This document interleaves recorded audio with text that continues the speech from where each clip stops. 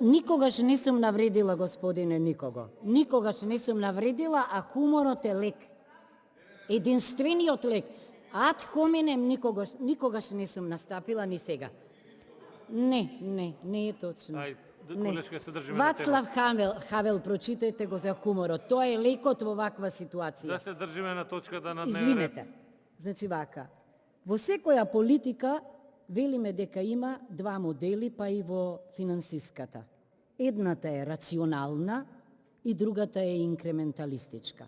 Рационална е нешто што е засновано на научни критериуми и параметри и овозможува континуум.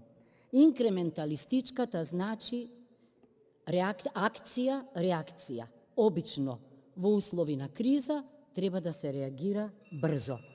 И сега јас, бидејќи сме во тешка криза, во тешка ковид криза, размислувам каков вид на политика е ова, најпрво 10%, па 30%, а сега дури за 50%, нели, да може да се планира повеќе врз основа на она што е остварено во последните 3 години.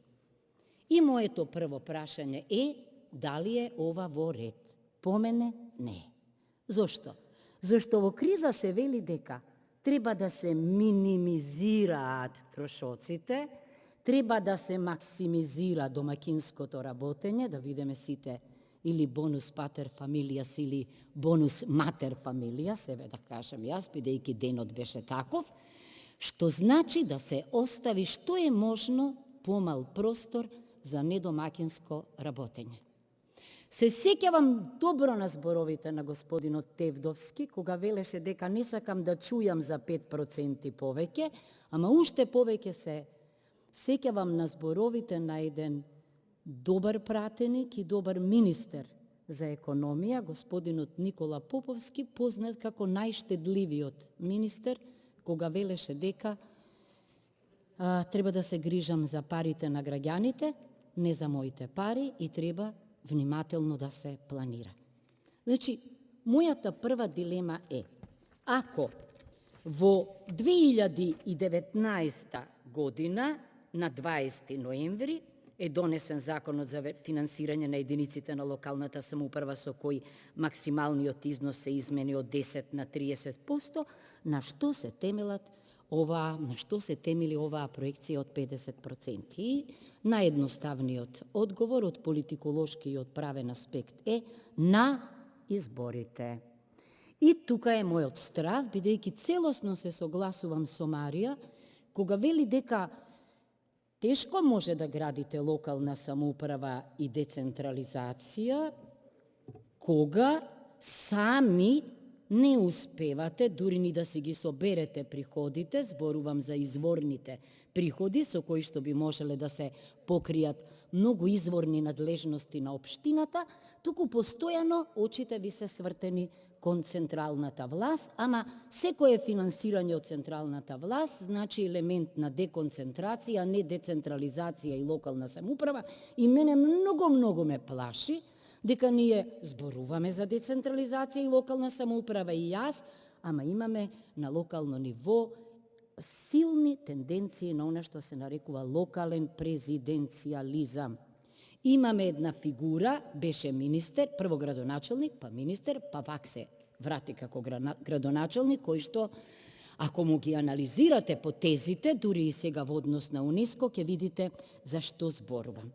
Значи, повеќе би сакала да има трајни извори на приходи и час поскоро Министерството за финансии да преиспита дали ваквата фискална децентрализација е соодветна на функционалната децентрализација, односно дали може да ги покрие надлежностите. Не може. И точно е дека не сме само ние таков пример. Секаде општините имаат проблем со финансирањето и секогаш имаат потреба од некои дополнителни средства, ама мислам дека овие средства овозможуваат опасност од следново. Ако не сте добар домакин и ви се овозможи правно можност да планирате поголеми средства, вие сте само и понатаму потенцијален креатор на долгови.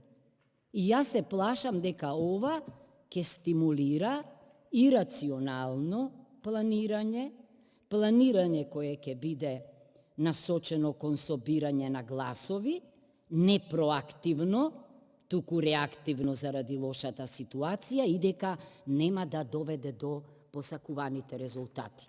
Како правник, не можам да не кажам и наследново. Не знам колку пати велам дека кога се во прашање пари, финансии, не треба да се посега лесно по скратена постапка. Прво. Второ, исто така, кога се работи за финансии и пари и за било кој закон, молам 52 членот од Уставот да се почитува, прво да има вакацио легис од барем една недела и никако да не се дозволи ретроактивно дејство. Оти да ве подсетам.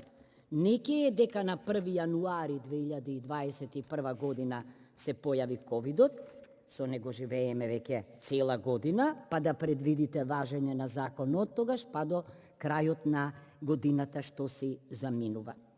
Значи, наместо адхок лек, не е адхок лек, ние сега, како да сакаме да помогнеме да се симне температурата, ама организмов е болен, не говорам само за COVID-19, зборувам за економската состојбата со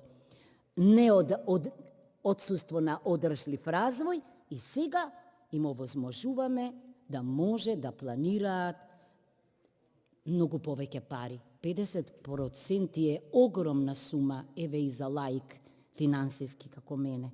И подсетувам на оние 10 и на оние 30%, мислам дека ако сакаме вистинска локална самоуправа, треба да се свртиме и кон барање одговорност на градоначалниците, бидејќи голем дел од нив долгот, кога ќе им го покрие некој друг, само го зголемуваат. И така влегуваат во еден зачаран круг.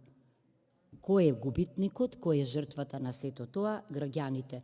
Затоа јас мислам дека оваа сума е превисока, можноста, дека ќе се употреби пред избори не за да се смислат проекти од интерес за граѓаните, туку за да се заведат граѓаните со проекти кои можеби и нема никогаш да се остварат. Тоа води кон недомаќинско работење, јас нема да давам други примери, значи со ваква помош, што би рекла колешката Марија, се плашам дека, или со ваква можност, дека ние ги подхрануваме аномалиите, наместо да ги лекуваме. Благодарам.